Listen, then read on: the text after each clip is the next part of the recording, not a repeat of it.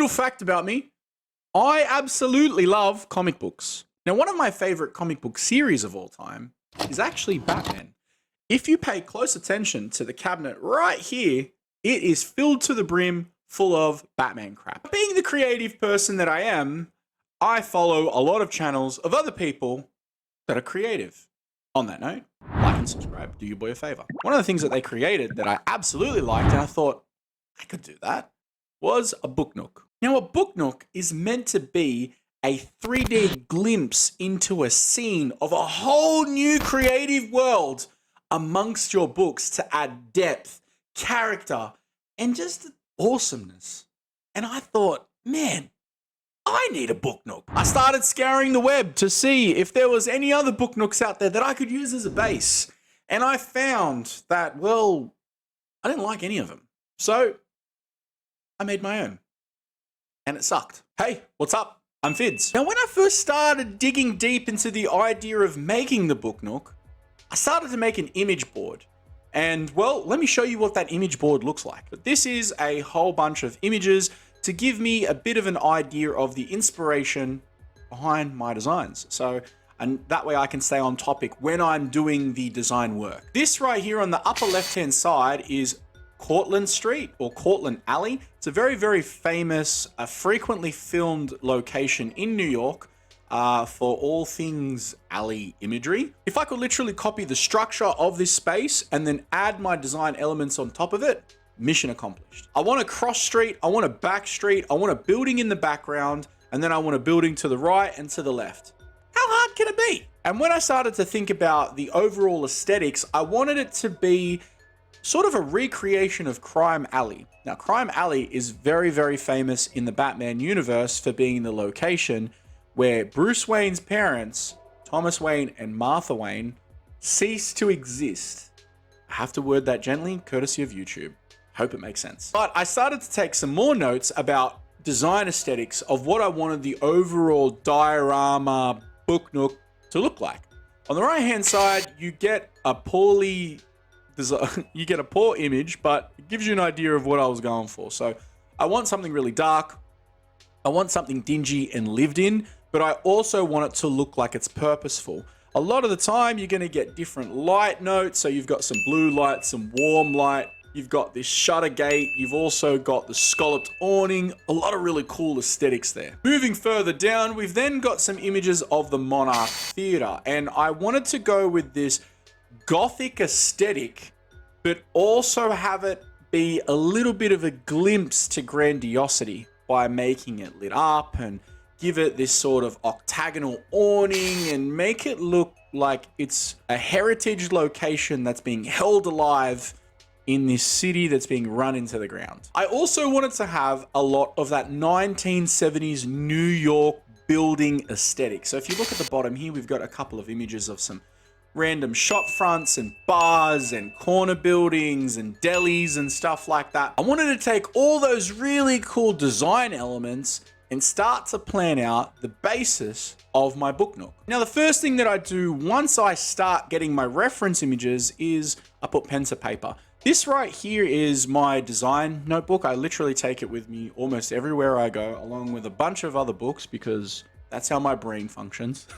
But in here, I started to plan out the overall design and structure and sizing for this book nook. Now, right here is my initial design concepts and plan for the space. Now, I did make the base, and it probably makes it a little bit easier to show you the base and give you an idea of my first mistake. This right here is the base of the book nook. And as you can see, it is very large. In fact, the width of it is 26 centimeters and the depth of it is 30 centimeters. And in fact, I actually needed to build further out. That's what these popsicle sticks are for. I'll get into that a little bit later.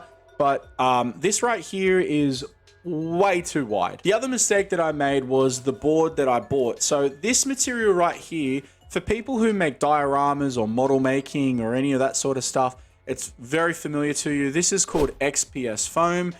This right here is actually a panel that's been cut in half. I think it's about 1.5 inches thick. And it's actually insulation that you put in walls. and it's relatively cheap. It's pretty cool stuff to work with. It's a bit messy, but you're going to see me work with it a lot, so do not stress. And I overall started to do this design element in what I wanted it to look like. Now, this orientation isn't going to change, but the sizing will. I've got a building here, which I'm going to make like a residential building.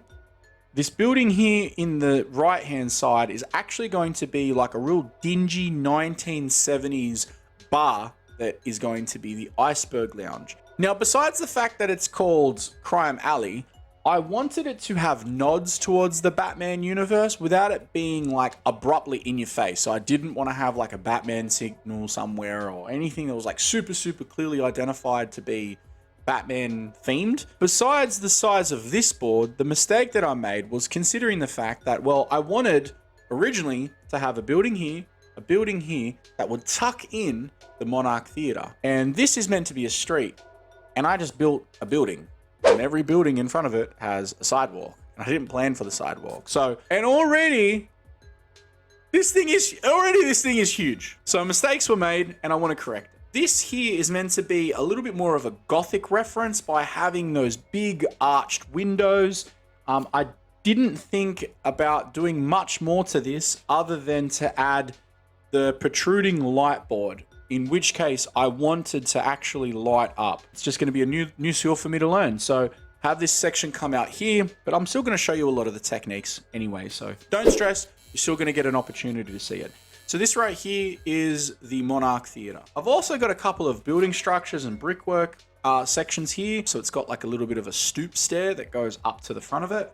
And then I've also got, you know, some more other structures here. Like this is meant to be the side orientation of that same building. So if you look at the building, so that's the front, that's the side, and they sort of are meant to line up. Obviously I'm holding it a little bit weird and it's all painted black. I'll explain later in my video where I'm creating all this stuff again, the purpose behind that. You know, I learn a lot and I'm still going to be learning a lot as I continue this build.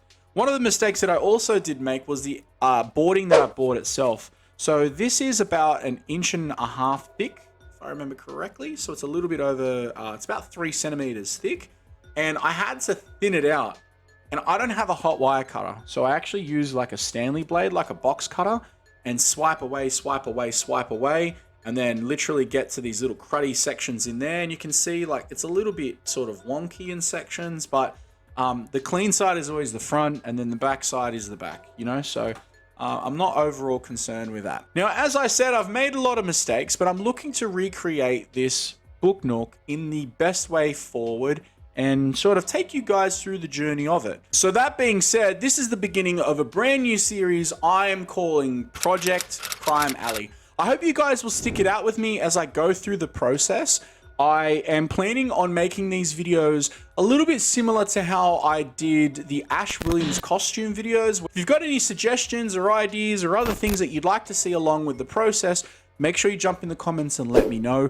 Also, guys, I am currently pushing to hit 100 subscribers.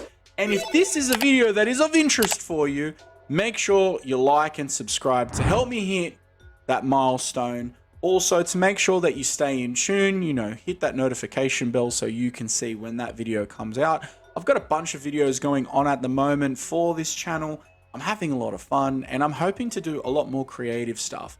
Design and creative things are definitely things that I absolutely love to do, but I just haven't been sharing a lot of videos, so I need to step that up. Stay tuned and make sure you look out for the upcoming video where I start the building process of Crime Alley. Until I see you then, make sure you're looking after yourself, take care, and be safe. All right, peace.